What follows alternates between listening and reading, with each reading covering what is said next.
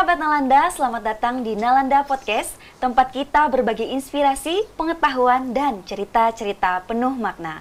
Hari ini kita kedatangan sosok yang luar biasa inspiratif, seorang pesulap korporat yang memadukan seni sulap dengan strategi pemasaran dan peluncuran produk. Tak hanya itu, ia juga seorang pengusaha dan pembicara motivasi yang aktif menyebarkan pesan perdamaian dan inspirasi. Kang Abu Marlo, selamat datang di Nalanda, Kang. Selamat datang, terima kasih sudah Terima kasih mengundang. juga sebelumnya Kang Abu. Ya, hari ini saya spesial menghadirkan juga Bapak Steve Sujatmiko, Kang. Selamat datang juga Pak Steve. Terima kasih. Iya, Kang Abu, saya mau mulai dari pertanyaan yang simpel dulu. Ini nggak ada basa-basi gas ya? Nggak ada, kita langsung gas aja, Kang. Ya, oke. Karena lihat durasi Kang Abu Durasi. ini sangat-sangat Tight. Iya. Iya, jadi tight. Ya, Kang, banyak orang yang mengenal Kang Abu sebagai sosok yang mampu menyentuh hati lewat pesan-pesan yang penuh makna dan refleksi. Nah, tapi hari ini saya ingin melihat atau mengenal Kang Abu dari sisi personal terlebih dahulu. Ya. Di awal saya sempat menyebutkan bahwa Kang Abu sedang menjalani atau pernah menjalani posisi ya sebagai pesulap, kemudian pengusaha juga, kemudian juga sebagai motivator, hingga membawa pesan-pesan inspiratif itu tadi. Tapi Kang, kalau diminta mendeskripsikan secara singkat, siapa sebenarnya Abu Marlo itu? Bukan siapa-siapa sih. Bukan siapa-siapa, tapi yang kita lihat selama ini siapa jadinya? Nggak, memang saya agak bingung sih ya untuk mendescribe karena misalnya kalau di entertain ya saya pesulap gitu. Terus kalau sekarang sih saya lebih mengatakan diri saya tuh sebagai student of life aja sih, pembelajar aja, dan saya sering pakai kata hard worker, jadi saya selalu melakukan apa yang hati saya suruh gitu. Konteksnya ada di situ. Nah, jadi dari perpindahan dari entertain ke akademis. Sebetulnya sekarang saya lagi melakukan research. Jadi mungkin saya lebih ke researcher lah ya. Dan konteks research yang dari tahun 2010 saya sudah lakukan ini kaitannya dengan 3 poin, religion based, spirituality sama consciousness gitu. Nah, jadi mungkin saya hanyalah teman belajar buat siapapun yang hadir. Jadi teman bertumbuh aja sih sebenarnya. Wow, Itu. menarik. Very interesting, Pak. Ya, Iya. itu bahannya itu ada hubungannya dengan kepercayaannya Bapak, yang research-nya. Oh iya. Jadi kalau saya boleh cerita, saya rasa setiap orang pasti punya kegundahan, Pak. Oke. Terutama kegundahan terhadap belief system yang disuntikan tanpa sebuah knowledge gitu. Oke. Jadi tahun 2010 saya mengawali research ini. Jadi gini, setelah mendalami dan setelah mungkin agak ada expire date di dunia entertain, kan at some point sebuah passion seseorang itu dinamis gitu ya. Jadi saya mengalami satu titik balik di mana di dunia entertain tuh bosen banget gitu ya. Itu udah sesuatu yang sangat robotik gitu ya. Oke. Dan akhirnya dengan robotik itu muncullah pertanyaan-pertanyaan yang sangat mendalam gitu. Jadi intinya saat di dunia entertain istilahnya udah nyampe puncak-puncak banget, ternyata nyampe puncak begitu toleh kanan toleh kiri nggak punya temen gitu. Jadi istilahnya mungkin kalau pakai bahasa yang sekarang lagi musim itu disebut toxic sukses. Saya pernah ada dalam kondisi kecanduan sukses, nggak pernah merasa cukup, nggak pernah merasa puas, dan akhirnya pas konteksnya nyampe ke titik itu ternyata nggak mengalami sebuah fulfillment gitu.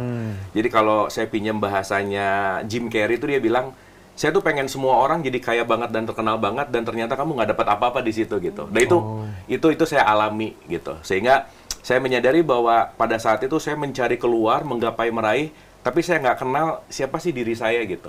Eksistensialitas sebagai seorang manusia dan konteksnya hidup tuh ya kering lah gitu. Ya istilahnya mungkin kalau pakai bahasa ke teologis, ruhaninya kering gitu kira-kira.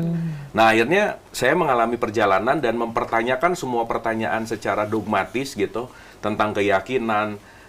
Mungkin saya sering ulang-ulang ya bahwa Indonesia ini negara orang Islam paling banyak, tapi tidak menjadi negara paling Islami nomor 1 sedunia. Itu yang menarik gitu. Oke. Nah, itu yang membuat saya berpikir keras bahwa kenapa ya masyarakat label identity Islamnya banyak, tapi korupsi tinggi misalnya. Gitu. Itu jelas bukan Islam itu. Iya, jelas bukan konteks esensinya gitu. Iya, betul. Jadi memang intinya adalah balutannya Islam, tapi aplikatifnya ya tidak berdampak gitu kira-kira. Nah, itu yang ngebuat saya waktu itu banyak mempertanyakan hal bahwa Islam itu apa sih gitu. Nah, nggak puas di situ karena saya nyari, ya saya belajar juga, sempat ke Vatikan untuk belajar Katolik gitu. Saya banyak juga belajar sama Bante-Bante gitu ya. Karena saya juga pengen tahu untuk mencicipi bahwa ternyata dalam semua konteks perbedaan itu indah gitu. Jadi kalau yang sekarang saya lagi dalami itu namanya konteks integrasi interkonektif. Bahwa saatnya sekarang mungkin, apa ya bahasanya, less competition lah, dan more collaboration gitu. Oke. Sehingga karena saya melihat hidup ini ya hidup gitu. Semua ilmu yang datang ini adalah ilmu untuk bagaimana saya bisa hidup. Sehingga saya bisa ngambil pelajaran hidup dari Buddhism, dari Hinduism, dari Tao, Vedanta misalkan. Dari saya lahir juga Islam, dan itu racikannya untuk membuat konteks di mana ya saya bisa membuat hidup ini lebih berarti sih. Itu sih, Pak Steve. Dan research-nya sudah selesai, sudah menemukan itunya, Pak? Semoga 2 tahun lagi doktor selesai. Wow. 2 tahun lagi. Ngambil di mana, Pak? Di UIN Sunan Kalijaga. Wih. Ini belum apa-apa udah baru 5 menitan kayaknya ya. Udah isi dan dalam daging banget sih semua. ya. Kita kan dari Daging buku banget katanya nih. ya. Iya, karena tight waktunya. Iya. Kang Abu, jangan buru-buru. Oh iya, oke. Saya masih penasaran nih, Kang. Iya. Karena yang saya research juga nih, Kang, tentang tadi Kang Abu yang sebagai pesulap corporate. Iya. Saya penasaran, Kang, gimana kok bisa pesulap? Yang biasanya saya lihat itu pesulap itu kan hiburan semata gitu, Kang. Iya. Gimana ceritanya pesulap bisa dihubungkan dengan membangun branding, bahkan untuk mempromosikan produk? Ya, jadi kalau pinjem dari Seth Godin gitu ya, ada statement yang namanya Purple Cow.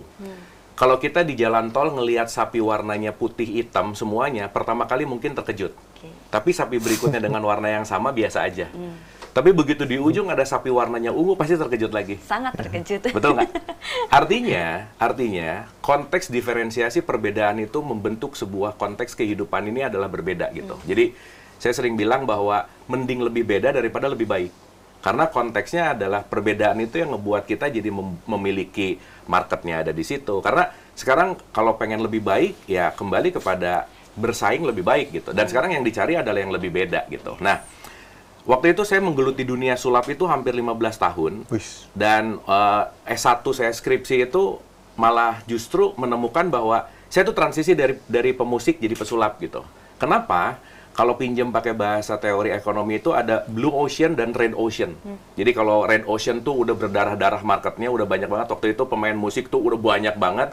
Dan saya merasa bahwa kalau saya bersaing di red ocean, itu akan capek lah gitu. Makanya saya ngambil yang blue ocean. Waktu itu pesulap belum banyak. Waktu itu kalau ngomongin kompetitor, waktu itu kompetitornya cuma Deddy Corbuzier paling, Romy Rafael, Demian Aditya misalkan ya. Dan waktu itu yang menarik adalah saya dalam tanda petik, kan rumus hidup tuh salah satunya tuh ATM lah ya. Amati, tiru, modifikasi gitu kan. Waktu itu tuh di Amerika tuh corporate magician tuh udah sangat banyak. Dan di Indonesia baru hitungan jari. Jadi kalau di Indonesia, saya tuh sedih gitu ya. Kalau di pohon-pohon zaman itu, pesulap itu sangat dekat dengan sedot WC sih. Ya. Apa tuh maksudnya? Kalau di pohon tuh ada pesulap, di bawahnya sedot WC gitu. Itu kan sedih banget gitu ya. Itu yang jadi iklan-iklan gitu. Jadi kayak brandingnya kurang asing. Nah makanya pada saat itu sulap nggak terlalu laku di Indonesia. Nah akhirnya saya bikin satu diferensiasi bahwa kayaknya sulap bukan pesulap yang menampilkan trik atau magical yang ngebuat penonton happy. Aku keren, kalian enggak. Aku hebat, kalian enggak. Aku amazing, kalian enggak. Kayaknya bisa dipakai di tempat yang lain deh gitu. Nah makanya ngambil S2 lah saya untuk ngomongin konteks tentang gimana ya bahwa magic ini di Indonesia bisa jadi industri deh gitu. Nah akhirnya saya ngambil diferensiasi dalam konteks di mana kayaknya kalau orang ditunjukin misalkan launching mobil, cuman mobil udah selesai. Tapi begitu mobilnya dimunculkan dari kosong cetek jadi ada, itu punya different impact gitu. Dan yang saya teliti waktu saya tesis itu orang ingatnya lebih dari 15 hari. Gitu. Daripada cuman udah gitu. Dia akan ngomongin, wah gila kemarin launching mobil dari nggak ada jadi ada, dari kosong jadi muncul, itu akan membuat brand awareness-nya juga jadi tinggi gitu. Nah, jadi saya ngelihat di situ ada interkoneksi tadi bahwa ternyata si magical ini dengan konteks promotion itu sangat-sangat erat gitu. Nah, akhirnya saya memilih jadi corporate magician. Itu yang pertama. Yang kedua, corporate magician itu bayarnya yang jelas lebih mahal aja. Gitu. Kalau pesulap ya balik lagi ya. Pesulap konvensional ya saya bukan mau gimana-gimana, tapi poinnya saya punya value yang bisa saya jual dengan harga yang lebih tinggi gitu. Karena kan orang bukan membeli trik sebenarnya, tapi membeli idea gitu. Sehingga once idenya lebih dalam, idenya lebih istilahnya lebih genuine, itu kan pasti lebih mahal. Jadi satu-satunya saya kenapa pengen ngambil S2, pengen jadi pesulap nomor 1 yang gelarnya S2 waktu itu. Supaya keren aja sih. Mantap. Pelajarannya mah nggak terlalu penting sih. Bidangnya Pak, kalau yang di S2 itu? Saya ambil MBA, Pak. Oh gitu ya? Kebetulan di ITB. Marketing Jadi ya? S1-nya Ekonomi Unpar, S2-nya MBA ITB. Oh, Nah sekarang oke, rada nggak nyambung memang. Di UIN saya ngambil Filsafat Islam. Oh, Iya. oke, wow. Iya, gitu. Oke, gimana Pak Sip, punya tanggapan apa tadi tentang pengalaman dari Kang Menurut Abu? saya, mendengarkan Kang Abu ini, kita ingat apa yang dikatakan oleh salah satu tokoh marketing kita ya, Ya. Pak Hermawan Kartajaya. itu Betul. Ya.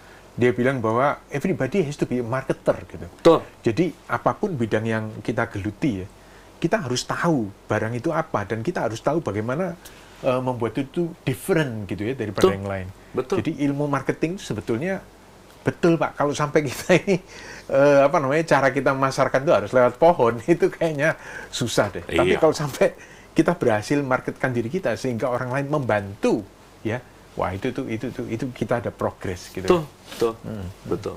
Jadi saya belajar banyak lah di situ untuk melihat bahwa sebetulnya kan poin dalam hidup ini kan adalah bagaimana kita nggak bisa lepas dari bersosialisasi kan. Dan once bersosialisasi itu pasti kita punya personal branding. Dan orang bisa mengenal kita dari brandingnya kita, dari cara memarketingkan. Mungkin kalau pinjam pakai bahasanya Buddha gitu ya, bahwa bagaimana kita mengucapkan dengan gentle. Oke. Kalimat mengucapkan itu kan bagian dari marketingnya kita juga Iya, gitu. iya. Dan saya sangat menikmati sekali wisdom-wisdom dari Buddha yang saya kaitkan dengan konteks di mana terjadinya sebuah interaksi itu datang dari dalam tanda petik vibrasi yang nyambung dan frekuensi yang selaras gitu. Nah, ini kan saya rasa dari awal saya belajar dunia entertain, dari awal saya belajar public speaking, sekarang saya belajar lebih ke humaniora yang konteksnya lebih ke kehidupan.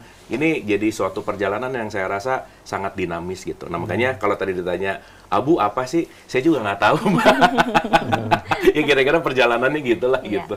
Tapi Pak, itu kan aneh sekali ya, artinya dari MBA ke filsafat Islam gitu ya. Ya. Apa yang dicari Pak dari S3 filsafat Islam ini? Gini Pak, kalau nggak aneh nggak dicari justru sekarang. Nah, sekarang yang laku tuh yang aneh Pak. Oh iya, Dari yang berbeda ya Kang ya. Iya. Balik lagi Iya. lagi ke jawaban. Kalau sekarang yang tadi. S1 ke ekonomi, S2 MBA, S3-nya doktor ekonomi Iya, biasa kan. biasa. Nah, jadi Iya. saya tuh memang nggak tahu ya, dari kecil tuh punya bakat yang rada unik sih Pak. Satu ya, saya tuh paling seneng nggak sama orang lain aja Pak. Oke. Ya, jadi Sudah kalau orang dari lain awal marketer. gitu oh, ya? jadi udah dari brojol tuh kayaknya udah BO ya, bawaan orok gitu ya. Bawaan lahirnya memang, pokoknya kalau orang lain gini saya nggak mau gitu. Iya, Orang iya. lain mikir gini, saya tuh nggak mikir gitu juga Oke, gitu. oke, Nah, oke. mungkin itu salah satu genetik lah ya. Oke. Tapi itu kelebihan itu Pak. Iya Iya. sih. Iya. Iya, kelebihan dan keanehan yang jelas ya. Keunikan. Unik.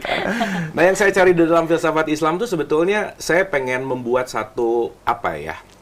Gini, saya tuh cinta sekali sama pendidikan. Oke. Dan buat saya, sorry to say, pendidikan di Indonesia itu sangat bermasalah sih. Oke. Quote and quote ya. Yes. Artinya sangat bermasalah di sini kalau ada kalimat dalam taksonomi Bloom itu ada lower order of thinking sama higher order of thinking. Masyarakat kita tuh lebih banyak menghafal daripada creating something gitu. Maka dengan dogma, doktrin dan seterusnya menghafal dan lain-lain. Tapi poinnya adalah ilmu tidak dijadikan sebagai solving problem gitu. Oke. Sehingga ya itu tadi kenapa kita gampang banget diadu domba, kenapa kita gampang banget termakan hoax, karena critical thinkingnya tuh nggak terlalu tajam. Dimana kita tahu juga bahwa salah satu poin yang namanya literasi masyarakat kita tuh kan ya rendah lah ya, Rendah. faktanya begitu gitu. Nah, saya tuh ingin mengajak para audiens ini dalam pendidikan, kalau formal kan kayaknya agak berat gitu ya, untuk masuk ke formal gitu. Waktu itu, nah saya menggunakan platform-platform digital seperti YouTube, TikTok, Iya. untuk memasyarakatkan gimana sih cara menggunakan critical thinking. Nah, Bahasa oke. gampangnya, ini yang jadi disertasi saya adalah bagaimana mengajak orang berfilsafat tanpa tanpa tahu itu adalah ilmu filsafat gitu. Oke. Karena kalau udah tahu filsafat, wah berat banget gitu. Iya. Tapi kan practical way dalam konteks misalnya saya melakukan live setiap hari, saya melakukan streaming setiap hari, saya bikin program YouTube, itu kan sebetulnya sedikit banyak membuka wawasan paradigma pendengar itu untuk mau masuk ke dalam critical thinking gitu. Dan saya rasa kan pikiran pelopor ya. Ya. Kalau Yes. kita mau bicara. Jadi kalau ininya nggak beres, semuanya pasti nggak Semuanya beres nggak gitu. beres, betul. Nah itu sebetulnya yang saya rada gemes gitu ya, gimana caranya untuk masuk ke dalam konteks memindahkan dari lower order of thinking menjadi higher order of thinking ini. Salah satunya saya bikin disertasi ini dan ya itu tadi saya sedikit banyak lah membagikan ilmu-ilmu saya ini secara gratis dengan online gitu, supaya orang at least nggak harus masuk ke universitas misalnya, Iya, tidak iya. formal, tapi at least ya dia dapat ilmu. Satu lagi Pak, mungkin ini ya ini jadi saya yang banyak ngomong nggak apa-apa ya? Tuh, Oh ya, memang. emang saya bintang Kan tamunya ya, ya lupa. Memang begitu. Ya, saya biasanya jadi host soalnya. Oke. Contoh-contoh. Iya. Ada satu hal yang menarik begini Pak. Ketika kita bicara dalam konteks si pendidikan, pendidikan di kita ini kan ya balik lagi ya, kalau kita bicara dalam wilayah yang namanya berpikir, itu kan perlu gimana? Revolusi yang panjang gitu. Sehingga ya mudah-mudahan dengan skema online ini dipermudah. Gini. Perbedaan antara zaman baby boomers dan Z sekarang. Baby boomers dan Z atau apa? Z. Oh, Z. Gen Z. Gen Z ya. Mungkin ini kita 3 generasi ya. Bapak mungkin dari baby boomers sekali ya. Atau Setelah baby boomers itu apa ya? X, Y. Ya. Iya, Pokoknya oke, dari oke. baby boomers, Iya. milenial Betul, ke Z gitu. Iya. Oke. Ada satu hal yang menarik, Pak. Iya. Bahwa kita semua mengalami peradaban dengan perbedaan derasnya arus informasi. Dulu di zaman baby boomers untuk tahu sesuatu, waduh, hari ini kejadiannya, di koran baru besok. Iya betul. Sekarang Pak, kejadian di Cawang tadi misalnya, itu detik itu di Twitter udah bisa ada, di X udah bisa ada gitu. Betul. Artinya apa? Kolam-kolam pengetahuan sekarang itu sangat mudah diakses. Jadi saya punya satu premis lah ya. Kalau orang sekarang bodoh, dia memang memilih bodoh gitu. Karena tidak ada alasan. Nggak ada begitu. alasan. Iya. Semuanya bisa gini nih available. sekarang. Iya, Bisa betul, diakses. betul. Nah, gitu ya. Mudah. Jadi itu dipakai untuk apa gitu ya? Dipakai untuk apa? Betul. Jadi kadang-kadang memang orang punya smartphone, tapi orangnya nggak smart-smart amat gitu. Smartphone Bakal tapi tidak begitu smart ya? people. Tapi nggak smart people. Oke. Itu sih. Nah, sebelum kita meninggalkan ini, jadi kalau saya dengar kan researchnya Bapak itu tentang spiritual Ya. gitu ya, kemudian religion sama awareness ya Pak, consciousness. Nah itu apakah consciousness itu hal besar di Islam? Kalau ngelihat dalam perspektif yang mendalam, sangat iya, Pak. Oke. Jadi kalau di dalam tradisi Islam, mungkin saya petakan dulu begini. Ya. At least ada 3 bagian besar yang kalau ini saya pakai bahasa aslinya dulu ya, nanti Iya, saya iya. jelasin secara detail. Itu ada wilayah syariat namanya. Nanti masuk itu ke tarikat namanya. Nanti masuk ke dalam itu namanya hakikat gitu. Jadi mungkin kalau pinjam dari Borobudur tuh ada kamadatu, rupadatu, arupadatu gitu. Misalkan gitu ya.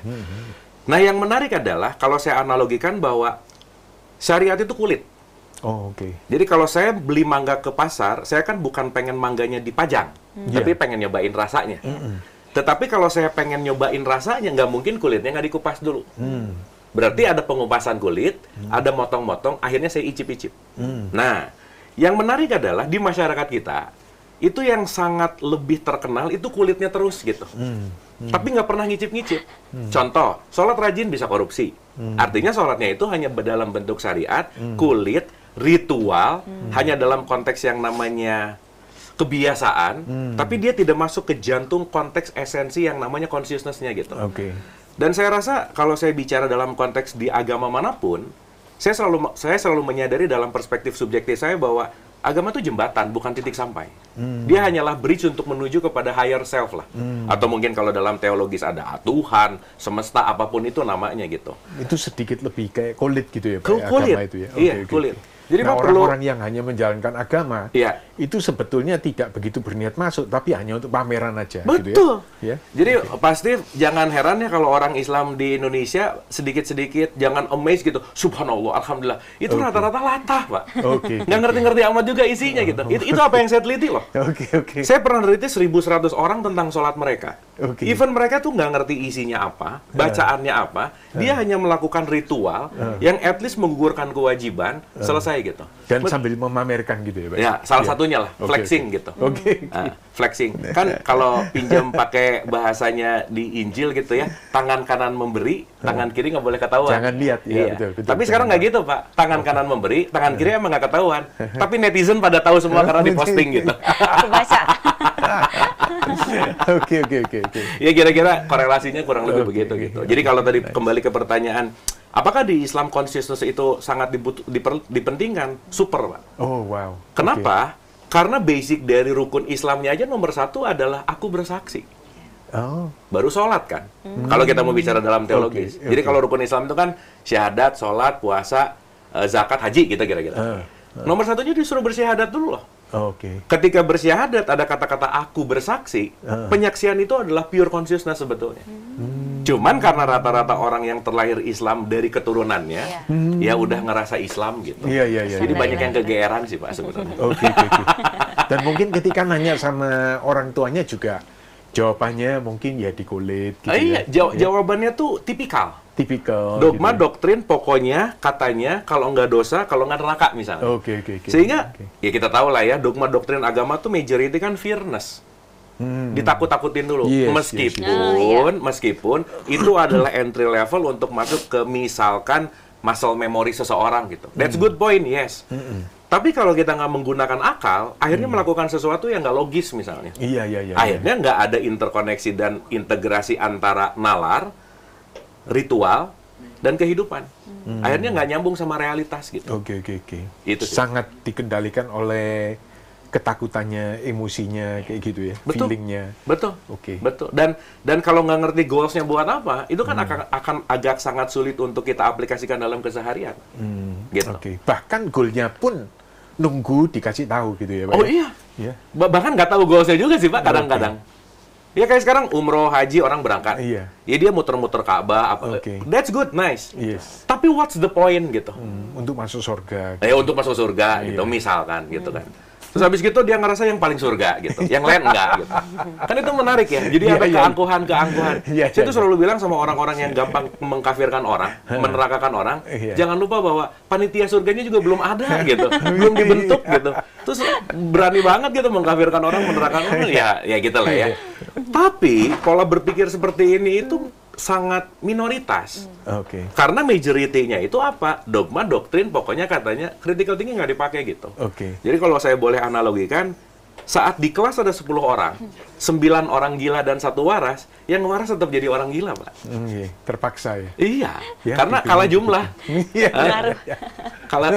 Kalah populasi gitu. Iya. Nah, sekarang gimana caranya populasi yang waras agak dinaikin lah. Iya, yang satu jadi dua. Yang satu gitu jadi ya. 2 gitu. Iya. Ya lumayan ya jadi 2. Lumayan. Ada temen ngomong. Ada teman ngomong. Kalau nggak susah ngobrol, Pak.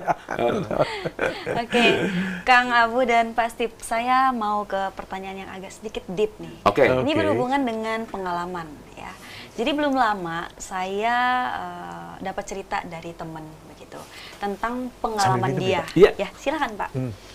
Jadi dia merasa ada waktu tertentu dia merasa jauh dengan Tuhan. Sesekali dia ngerasa dekat banget dengan Tuhan. Kira-kira ini kenapa nih, Kang Abu? Apakah memang ada masalah dengan batin kalau kita dalam Buddhis ya, dalam diri kita ini, atau sebenarnya ada faktor lain? Dan apakah Kang Abu pernah mengalami hal tersebut? Kayaknya itu orangnya pelin-pelan aja sih. Kemungkinan Kang, karena memang di masa transisi usia juga, masih ABG juga mau beranjak ke dewasa.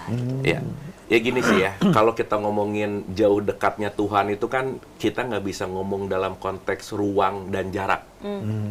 Karena kalau dengar jauh, itu langsung kalau kita ngomongin parameter indikator pikiran kita, pasti outputnya adalah sentimeter, meter, kilometer. Ya. Betul nggak? Sehingga kalau kita ngomongin jauh dekat, kalau dalam perspektif apa yang saya pahami bahwa bagaimana kita jauh dari Tuhan, orang Tuhan itu adalah ruang dari semua kehidupan. Oke. Dia kan maha ruang. Bagaimana saya menyebut aku jauh dari ruang sementara saya di dalam ruang gitu? Artinya Tuhan itu sebenarnya ada di mana gitu, Kang? Lah, kalau sekarang Tuhan ada di mana ketika dia jadi ruang, berarti kan dia yang meruangi kita semua. Oke. Berarti bukan masalah ada di mana karena konteksnya, kalau ngomongin sunyata, ya semua dia kan. Dan konteks kita sebagai perwujudannya, itu akan menjadi sebuah konteks di mana kalau kita bicara ruang dan waktu, jarak dan seterusnya, itu bukan relevansi tentang ketuhanan. Contoh aja gini ya. ada suami istri lagi candlelight dinner, duduknya deketan. Secara jarak kan segini deket dong. Ya, tapi suaminya nge-WhatsApp siapa, istrinya nge-WhatsApp siapa. Jadi jauh. Sehingga jauh dekat itu bukan urusan di mana, bukan urusan Jarak. tempat, tapi urusan kesadaran sih. Jadi kata kuncinya bukan berapa kilometer gitu. Karena dalam konteks apa yang saya pahami bahwa ketika Tuhan itu adalah maha ruang, kita semua di dalam ruangannya, nggak pernah ada yang jauh dari dia gitu. Orang kan satu kesatuan yang tidak pernah terpisah gitu intinya. Makanya kalau dalam perspektif teologis di dalam Quran dikatakan, aku lebih dekat kepadamu dari urat leher. Berarti kan nggak pernah jauh dong. Tapi pertanyaannya, kamu aware atau tidak? Gitu. Kamu sadar atau tidak gitu. Nah, kesadaran itulah yang saya rasa perlu dilatih, dipahami. Makanya kalau pinjam dalam perspektif salah satu saya ingat ya satu kalimat apa ya, intinya gini, permasalahan dalam hidup itu kalau dalam perspektif yang saya pernah dengar dalam statementnya Buddha adalah ignorance. Bahwa kamu nggak kenal diri gitu. Kamu nggak tahu siapa dirimu gitu kira-kira. Nah, sehingga kalau ada kata-kata kadang dekat, kadang jauh, kadang dekat, kadang jauh. Sementara konteksnya adalah mungkin kesadarannya dia lagi on atau off aja sih sebetulnya. Itu sih. Dan saya rasa semua orang akan mengalami perjalanannya masing-masing, akan mengalami titik tumbuhnya masing-masing, dan silabusnya pasti beda-beda sih.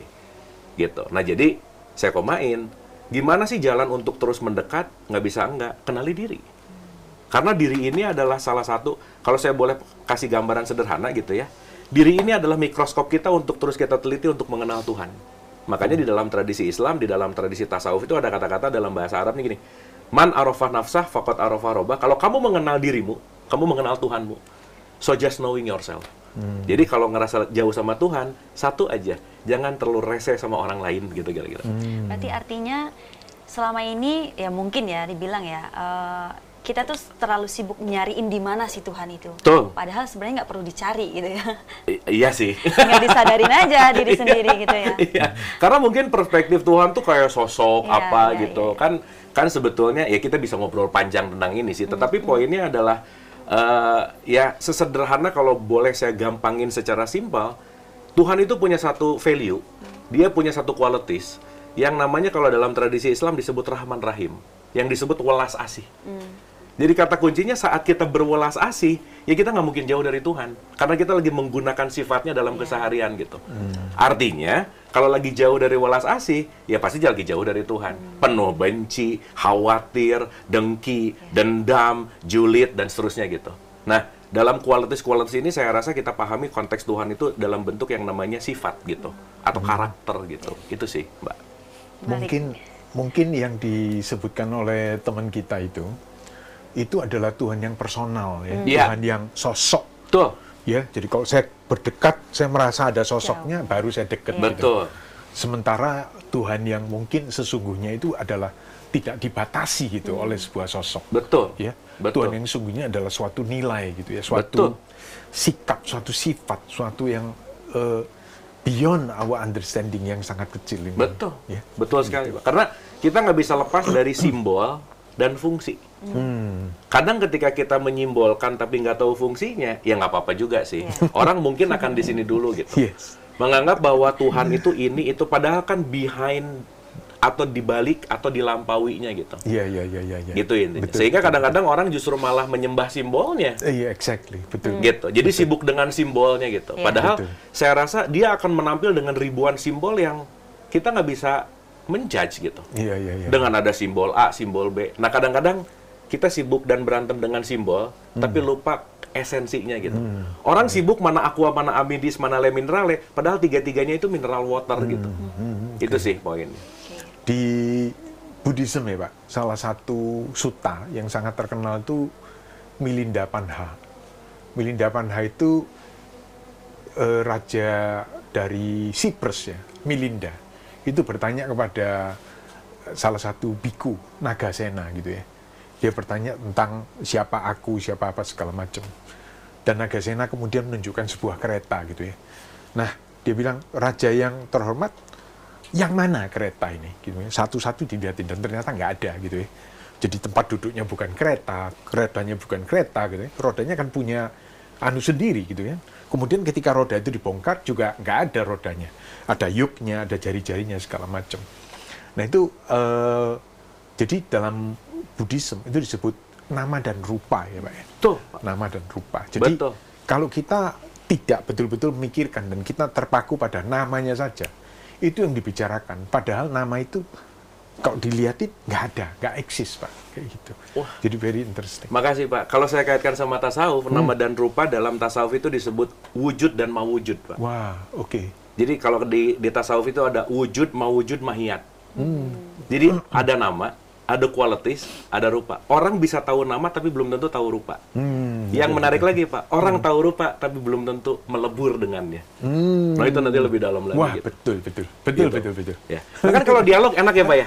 Iya gitu. Nah ini kita kadang-kadang malas dialog sih, jadi belum apa-apa salah gitu loh Pak. Oh, iya. Mungkin perlu memikirkan gitu ya, Iya. daripada kok tidak sesuai dengan konsepku, salah Gitu. ya. Kita sudah punya konsep lebih dulu tentang apa yang benar dan salah. Betul. Dan kita alergi dengan perbedaan sih. I see. Dan saya selalu punya rumus bahwa berbeda belum tentu salah. Oh, exactly. Dan hashtagnya adalah sebanyak-banyak yang kita tahu, lebih banyak yang kita nggak tahu gitu. Jadi lebih mending mencari tahu Iya. daripada so tahu gitu. Iya. Betul. Oke, Kang, saya masih mau sedikit masuk ya, Kang, karena mungkin khususnya untuk kaum muda nih, Kang, banyak yang masih persepsinya itu berbeda gitu tentang tadi nama dan rupa dan segala macamnya itu gitu, tentang konteks ketuhanan gitu, tentang jauh dan dekatnya dia dengan Tuhan gitu. Kalau semisalnya nih hubungan kita dengan Tuhan ini diibaratkan seperti bar sinyal begitu. Pernah nggak sih Kang Abu ada di momen itu gitu? Mungkin bisa di-sharing juga, Kang. Pas penemuannya gitu. Iya. Ya mungkin kalau yang muda nonton, kalau masih muda, udah main party aja dulu deh gitu. Oke. Kenapa? Nanti ketemu kejeduknya juga kok gitu. Ujung-ujungnya kejeduk sendiri kok gitu. Karena urusan ini adalah urusan personal yang nggak bisa dipaksain. Gitu. Makanya kalau saya pinjam dalam beberapa perspektif itu ada kata-kata gini, suffering call us back home. Oke. Hanya penderitaan yang memanggil pulang gitu. Wow. Jadi kalau sekarang yang nonton sok menderita dulu, Iya. ya sakit dulu, kejeduk dulu, nanti juga ketemu kok gitu. Itu satu. Oke. Yang kedua, kalau kita bicara dalam konteks penemuan ini, anggap aja, kalau saya pengen masuk ke gelombang Tuhan, karena saya memahami bahwa God, Tuhan, apapun itu namanya, itu kaitannya dengan energi. Obrolan antara manusia dengan Tuhan bukan dengan kata-kata, tapi dengan gelombang. Jadi kaitannya dengan vibrasi dan frekuensi, gitu. Artinya, kalau kita bicara untuk bisa berkomunikasi quote and quote atau bisa mendapatkan sinyalnya Tuhan, nggak bisa enggak, harus satu frekuensi. Saya mau dengerin radio tertentu, kalau di Bandung tuh ada Oz FM, 103 FM. Saya pengen 1031 sih sekarang. Kalau saya pengen dengerin Oz FM nih, tapi saya mainnya di AM, ya nggak bisa lah. Iya. Keresek-keresek pasti gitu. Pun saya udah pindah ke FM, tapi tuningnya 1029, nggak kedengeran juga gitu. Nah, si tuning ini saya rasa yang perlu kita gali terus, karena untuk berkomunikasi dengan gelombang ilahiyah, at least FM-nya tepat, tuningnya tepat, baru nanti dia bisa berkolaborasi dalam frekuensi yang selaras gitu. Itu sangat bagus itu. Iya. Sebab banyak orang berdoa ya Pak ya. Tapi ketika berdoa itu dia minta Pak. Dia minta, dia ngomong, dia ini gitu Iya. ya. Dan dia tidak cukup hening, dia tidak cukup sunyi Tuh. untuk mendengarkan frekuensi Tuhan seperti apa. Tuh. Dia maksa Tuhan dengan frekuensi yang dia tentukan gitu ya. Iya. Kamu harus mendengar dan kemudian tidak terjadi apa-apa gitu kan. Tuh. Yang jadi pertanyaan, dia berdoa apa ngatur Tuhan gitu ya? Betul, exactly. Request. Betul. Kan lucu ya, Iya. mengaku hamba, tapi waktu doa awal-awal biasanya bagus Pak. Tuhan, terima kasih. Ujung-ujungnya tengah-tengah ada gini, kalau boleh, nah mulai nih ngatur nih, kalau boleh proyeknya lancar, kalau boleh, maksa jadi. Terus kalau nggak kejadian langsung ngomong, Tuhan lagi menguji aku. Gitu. Gitu Mbak Ana. Jadi saya rasa intinya adalah gini, bagaimana aku memantaskan diri untuk ada dalam frekuensi ilahiyah. Dan frekuensi ilahiyah yang tertinggi nggak bisa enggak lah. Cuman konteksnya intinya adalah jadilah welas asih. Karena welas asih adalah frekuensi tertinggi untuk kita bisa nyambung di situ gitu. Itu sih poinnya. Luar biasa. Interesting ya. Saya ingat, nggak tahu nyambung apa enggak, tapi 9 orang Yahudi dan 1 orang Samaria. Orang Samaria itu orang yang dianggap bukan orang Yahudi gitu ya. Iya. Mereka kena penyakit kusta, terus mereka pergi menghadap Yesus karena mereka mendengar bahwa Yesus bisa menyembuhkan semua penyakit. Mereka bersepuluh datang dan kemudian oleh Yesus disembuhkan. Mereka kaget, kan disuruh sama Yesus, kamu pergi, maka di jalan nanti kamu akan sembuh. Gitu. Dan mereka sembuh. Dan satu orang kembali, orang Samaria itu. Dan Yesus bertanya, loh yang 9 yang mana yang lain? Bukankah kalian semua sembuh? Gitu ya. Dia bilang, tidak tahu. Tapi dia mengatakan, terima kasih Tuhan gitu ya. Nah, cerita ini dikatakan bahwa orang ini nyambung sama Tuhan ya. Karena dia penuh dengan perasaan syukur gitu ya. Walaupun dia bukan orang Yahudi, dari mana cerita ini sebetulnya di kalangan para saudara-saudara Yahudi kita gitu. Jadi memang tidak berarti bahwa orang yang berdoa di sinagoga, orang yang mengaku dia pengikut Tuhan dan lain-lain, itu tuh yang apa namanya, yang ajarannya itu menyatu dengan dirinya gitu ya. Betul, Pak. Ya, sementara orang ini yang betul-betul ya, wah saya sembuh, gile, dan dia langsung balik gitu ya. Ya. Nah, jadi Betul. saya setuju sama Bapak. Pokoknya nomor 1 itu berterima kasih, berdoa di tengah berterima kasih, dan akhirnya berterima kasih. Betul.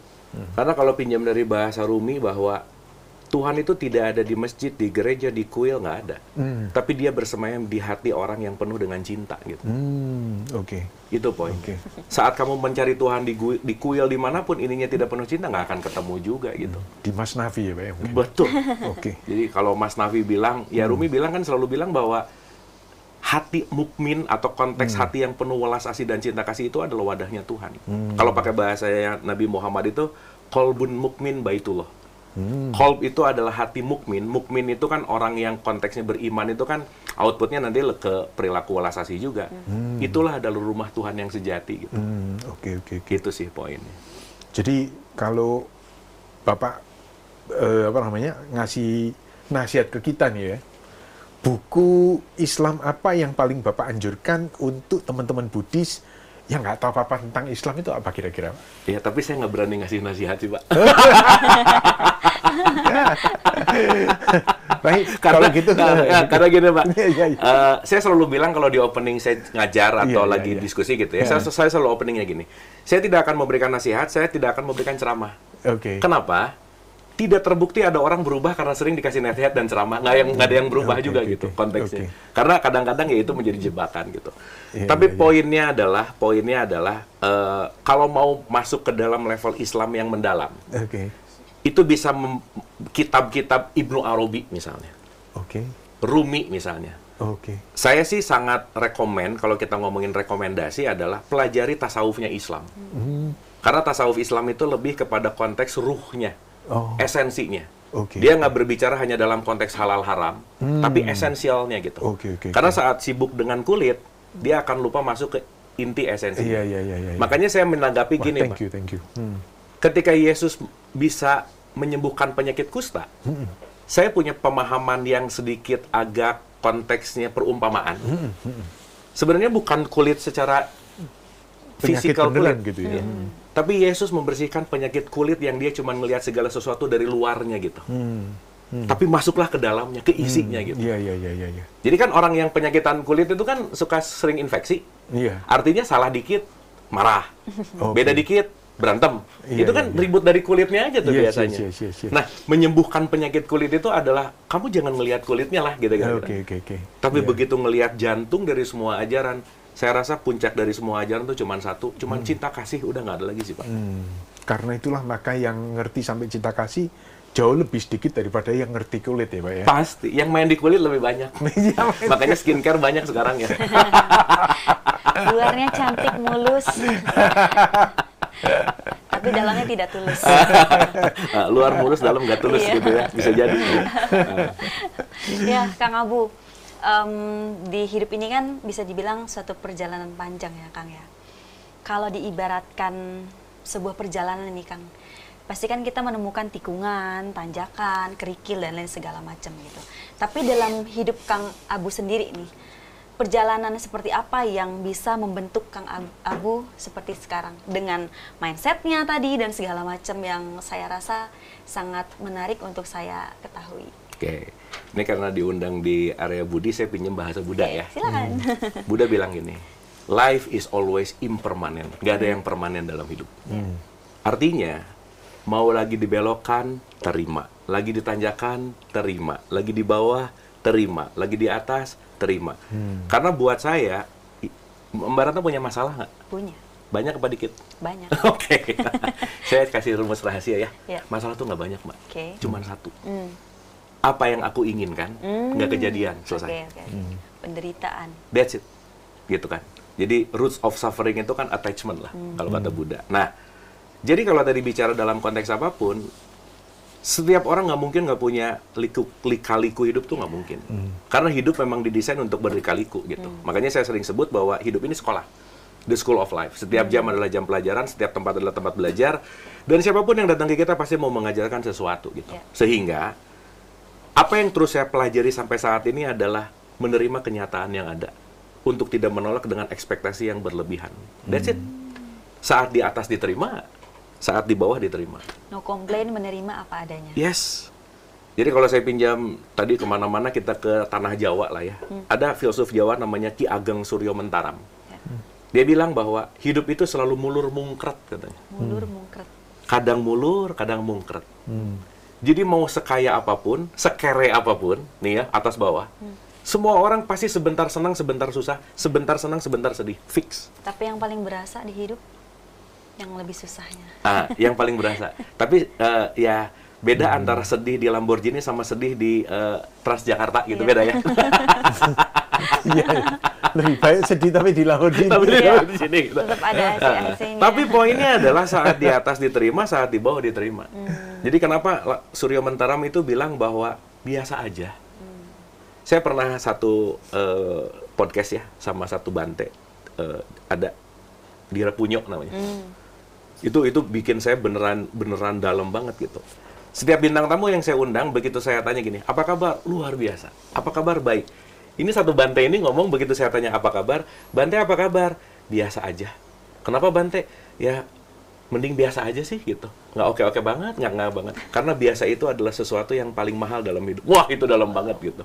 Dan ternyata saat kita hanya belajar biasa aja di titik tengah, makanya kan ada statement bahwa kalau happy jangan terlalu happy, sedih jangan terlalu sedih, jangan meninggikan tempat jatuhmu, karena kenapa? Poinnya adalah once kita belajar di titik tengah, kayaknya itu akan membuat kita tetap stabil dalam perjalanan ini gitu. Jadi intinya belajar untuk acceptance. Itu sih. Satu kata kunci, acceptance. Acceptance. Iya. Karena semua orang pasti menemukan kan. Pasti, siapapun itu. Dan semuanya pasti punya jatuh temponya masing-masing gitu. Kalau dari, jadi kan kayaknya Kang Abu kan banyak baca ya Pak ya. Buku yang paling berkesan apa? Yang Buddhism, yang saat ini pernah dibaca dan rasanya begitu mengesankan sehingga dibacanya 1-2 kali. Gitu. Saya paling terkesan itu baca, ini mungkin parsial ya bacanya ya, tapi The Wisdom of Borobudur sih Pak. Oh, oke. Ya, jadi Wisdom Borobudur itu saya banyak sekali belajar tentang konteks-konteks Buddhism yang sangat luar biasa gitu. Siapa yang nulis sih Pak? Handaka? Itu dia pokoknya ahli Borobudur yang sekarang tinggal di Perth gitu. Oh, iya. Aduh, siapa ya? Pak Lee ya, siapa? Salim Lee. Salim Lee. That's it. Betul. Iya. Waduh, Betul, Pak, itu saya baca bukunya beliau dengan ikut.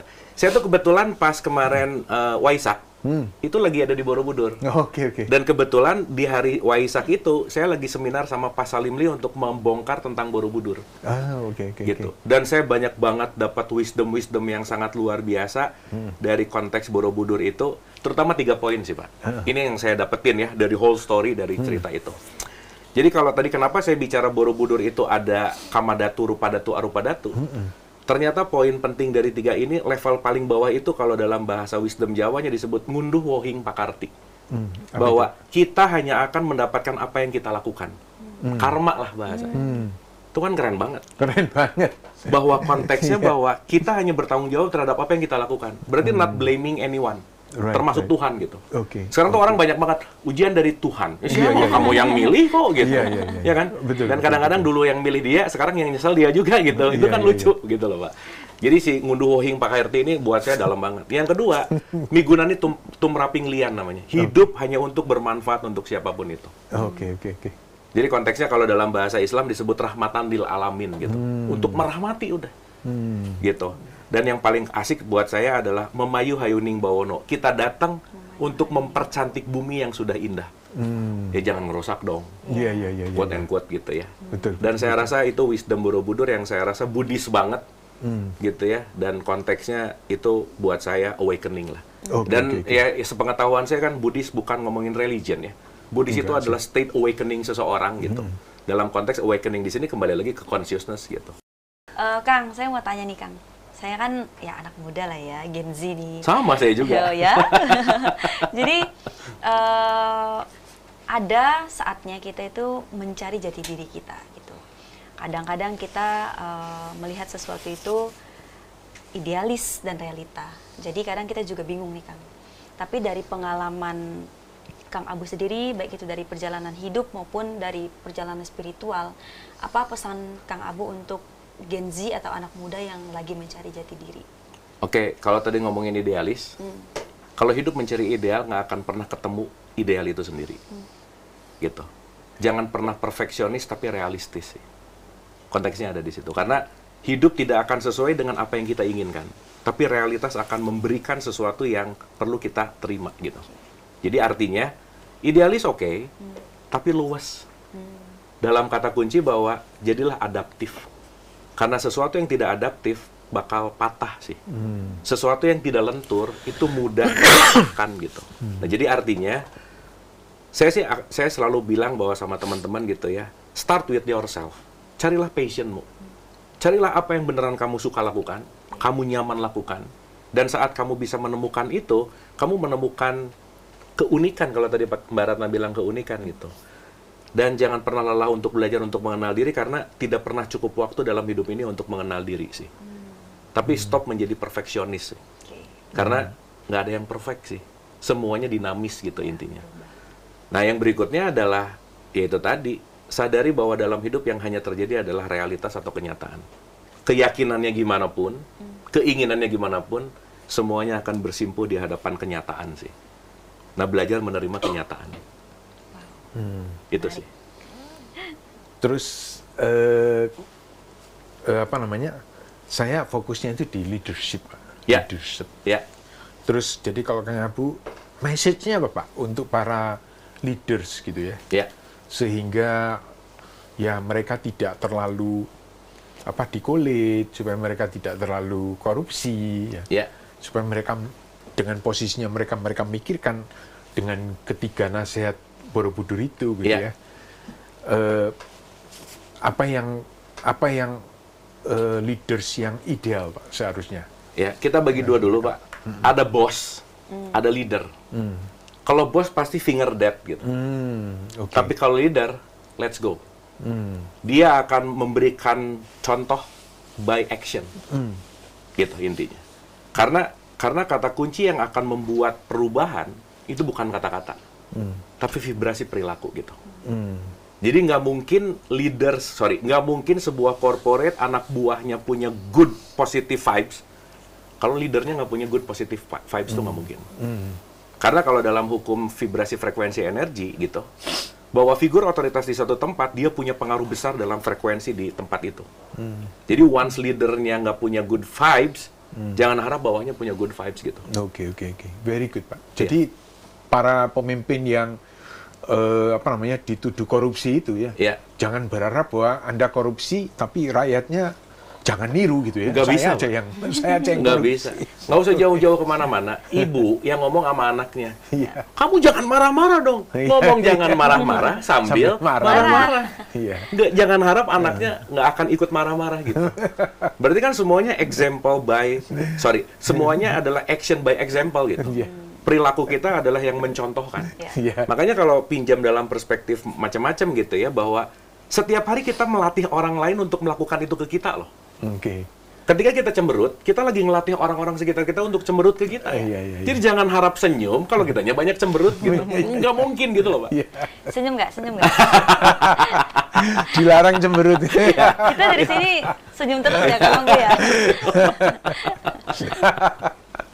Itu sih, Pak. Jadi Iya. saya rasa leadership itu bukan hanya konteks secara hierarkis, mana atasan, mana bawahan sih. Leadership is all about power dari energi vibrasi frekuensi seseorang. Makanya vibes-nya itu yang saya rasa perlu punya broadcast yang strong vibrate gitu kira-kira. Jadi kadang-kadang pemimpin bisa resmi kamu pegang di sana, tapi pemimpin yang diikutin oleh anak-anak itu yang ada di bawah sini gitu ya. Betul. Mungkin ya karena vibe-nya, karena contohnya apanya segala macam gitu ya. Betul. Sementara ini mungkin mantranya saja ya, ngomong-ngomong kalian seharusnya begini, Ya. seharusnya begini, Ya. tanpa diikuti oleh suatu Iya. action Iya. yang konkret. Iya. Kan kadang-kadang visi misi corporate itu cuma jadi hiasan dinding sih, Pak ya. Visi misi gitu ya, cuma dipajang tapi kan tidak dihidupi gitu. Betul. Jadi kata kuncinya saya rasa good leadership adalah datang dari good energi vibrasi frekuensi. Oke. Nah, jadi untuk teman-teman yang di HRD ya, ini perlu nih. Jadi artinya para pemimpin yang cuman ngomong itu mesti diingatkan bahwa mereka perlu memberikan contoh Iya, ya. betul, Pak. Baru efektif. Betul. Nice, Betul. nice. Oke, Kang Abu. Oke. Dan Pak Stip, panjang juga obrolan kita hari ini. Gitu ya. Oke. Nggak Gak kerasa banget. udah hampir 1 jam nih Kang. Oke. Jadi Oke. saya mau kasih satu pertanyaan terakhir untuk Kang Abu. Mungkin nanti pasti juga ada dari banyaknya topik yang tadi kita bicarakan bersama Kang Abu. Kalau diminta untuk memberikan satu kalimat yang point gitu, apa Kang? Poinnya Ya. mungkin karena ini berkaitan juga dengan message saya untuk mencintai interfaith, untuk kita bicara dalam konteks keterbukaan gitu ya. Mungkin final statement saya satu bahwa kita dalam hidup ini belajar. Dan guru sejati dalam hidup itu hanya Tuhan. Dan semua manusia itu adalah murid. Jadi kalau Tuhan itu adalah guru dan manusia adalah murid, kita seluruh manusia adalah sesama murid, dan sesama murid dilarang mengisi rapot temannya. Udah itu yang paling penting. Jadi kalau misalnya Pak Abu, Nabi Muhammad bertemu dengan Buddha gitu ya, misalnya, apa yang kira-kira membuat mereka tertawa geli gitu? Ya. Saya pernah bikin cerpen tentang itu, Pak. Oh gitu ya? Iya. Oke. Dan lumayan heboh tuh cerpennya. Oke. Gitu. Jadi perjumpaan antara Yesus, Muhammad, dan Buddha gitu. Oke. Ya, saya rasa yang akan geli adalah ketika mereka berjumpa nih. Ini kita berandai-andai gitu ya. Iya. Mereka semua akan mentertawakan pengikut-pengikutnya bahwa dia akan bingung bahwa mereka semua ngikutin siapa sih gitu kira-kira. Perasaan nggak ngajarin gitu deh. Iya. Kayaknya bukan kita deh. Kayaknya bukan kita banget deh. Nggak tahu itu ngikutin siapa gitu. Iya. Karena saya rasa ada distorsi Right, yang right. akhirnya menyangka bahwa itu mengikuti leader-leader ini gitu Iya. katakanlah kalau disebut leader. Tapi saya rasa mereka berdua ketika ketemu mereka akan senyum-senyum untuk melihat bahwa ya ampun, mereka ngapain sih gitu Pak, kira-kira Pak. Pakai nama gue tapi. Pakai nama gue lagi gitu. Iya. Oke, thank you, Pak. Oke. Thank you. Terima kasih Kang Abu, luar biasa hari ini obrolannya kasih. ya Pak Stip juga. Thank you. Sudah membersamai acara kita Tenang. pada hari ini. Dan sahabat Nalanda Podcast yang berbahagia, sampai jumpa kembali di podcast selanjutnya dengan narasumber yang tentunya juga menarik. Ya, sampai jumpa kembali. Terima Bye. kasih. Terima kasih Kang Abu. Bye. Terima kasih Pak Stip. Terima Boleh kasih, minum? Pak. Terima kasih.